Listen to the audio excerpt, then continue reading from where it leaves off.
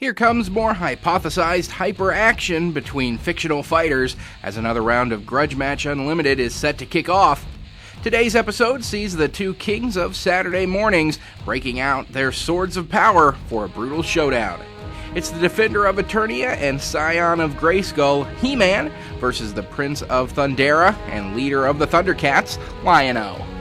Both of these characters have been the centerpieces of multi-platform and multimedia spanning franchises that have branched out into comics, film, television, video games, all kinds of different specific media.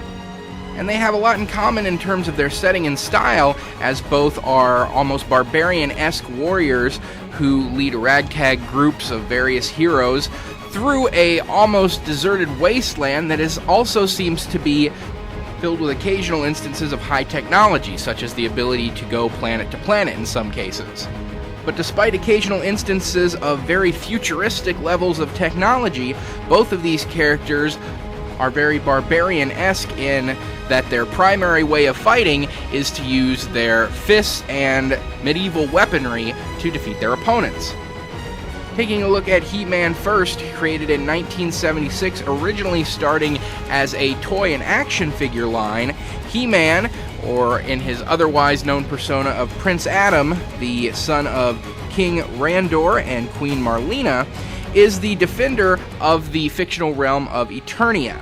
Now, he was graced by the sorceress at Castle Grayskull with the Sword of Power, which allowed him to transform into He-Man, the supposed most powerful man in the universe.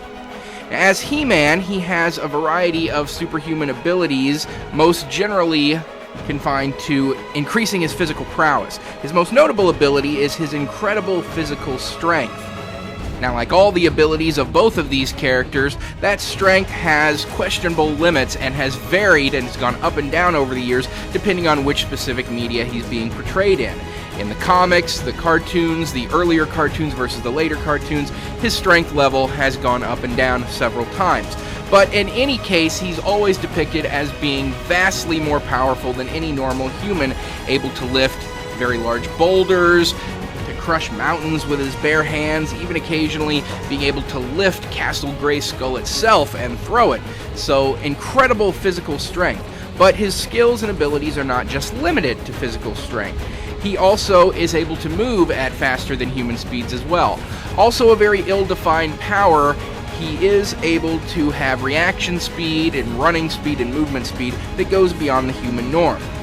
He also has similarly enhanced durability, though he's not completely invulnerable, as he can be injured by various regular weaponry that his enemies use against him.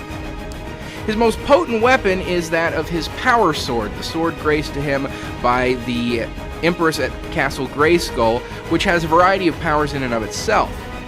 It's an indestructible sword that is also capable of absorbing energy and firing out energy blasts, so this gives him a bit of energy manipulation ability in addition to his vastly increased physical prowess. He-Man is able to wield this sword with great proficiency and is one of the most accomplished fighters either in hand-to-hand or in sword fighting of all of Eternia.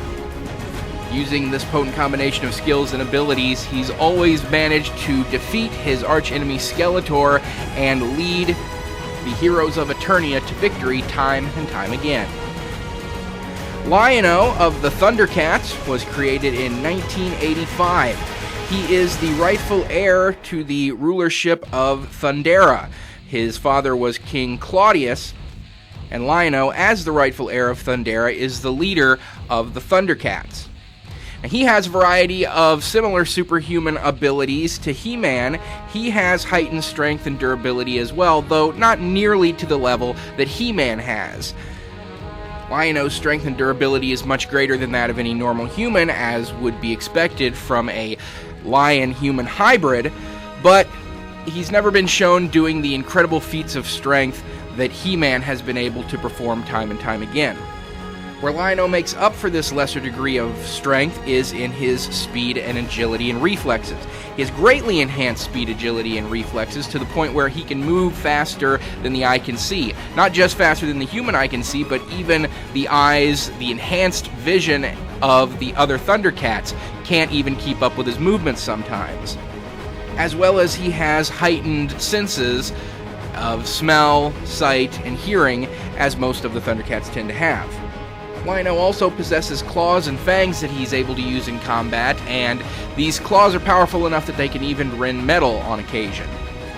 Now, his most potent weapon is also his sword. It's the Sword of Omens that has the Eye of Thundera jewel in the hilt of it that provides the sword with most of its power. It's said to be one of the most powerful, if not the most powerful weapon in the universe. It's an indestructible sword that, like the Sword of Power that He-Man uses, can also absorb energy and fire off energy blasts, but it has additional abilities as well. It can create indestructible force fields around its user. It can grant them sight beyond sight, which allows them to see over vast distances, see weaknesses and flaws in their enemies, so that they can then go and exploit them. And also, it has the ability to increase the physical abilities of the Thundercats, which is why when Lion-O holds it up and shouts his chants, "Thunder, Thunder, Thundercats," the signal goes out, it calls the rest of the Thundercats to him, and that signal increases all the physical and fighting abilities of the Thundercats. So Lion-O can actually increase his already heightened strength, speed, and agility by using the Sword of Omens and the Eye of Thundera. So while these two characters have some critical differences, He-Man having the greater strength, Lion-O having the greater speed, they are very comparable characters, and a fight between them would come down to them using their physical prowesses and their very comparable power swords against one another.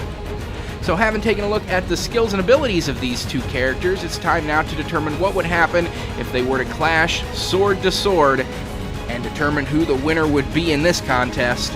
That winner is going to be Lion-O. At first glance, it may seem like He-Man is the standout favorite of this fight, having vastly enhanced physical strength, and that going a long way towards most fights. But when these two clash, it is obviously going to be a sword fight. They're going to be going sword to sword and skill to skill. And as any sword fighter will tell you, speed is a much better thing to have than strength in a sword fight. You'll be able to parry, dodge, move around your opponent much quicker, and strike them multiple times before they can respond. So Lion-O would definitely be the more skillful, agile, and quick sword fighter between the two. And also, when it comes to comparing their weapons of power, the Power Sword versus the Sword of Omens, the Sword of Omens has to take top honors there as well. Its ability to create indestructible force fields, its ability to grant the user sight beyond sight to figure out any weak points and see any flaws in their enemies that they're fighting, as well as its ability to increase the natural physical skills of its wielder, puts Lion-O head and shoulders above what He-Man is capable of. Now, maybe it can't enhance Lion-O's strength and durability to the same level that He-Man's is, but it'll increase his already enhanced speed and agility even more so. And anything that He-Man would try to throw at Lion-O with his superhuman strength, Lion-O can deflect with the force fields that he can bring up using the Sword of Omens as well. Also, add to that the fact that He-Man is not completely indestructible, and one would have to imagine that the Sword of Omens, with its level of power, could actually injure and potentially even kill He-Man. With Lion-O's enhanced speed and ability to wield that sword quicker and more effectively than He-Man, one would have to imagine that Lion-O would most likely be able to deliver a series of punishing blows to He-Man before He-Man could react. So taking those aspects into account, Lion-O, the leader of the Thundercats and the heir of Thundera, is going to take the win of this Grudge Match Unlimited. Message me down below, let me know what you think of the outcome of this fight and any suggestions for upcoming episodes. We'll see you next time on the next edition of Grudge Match Unlimited.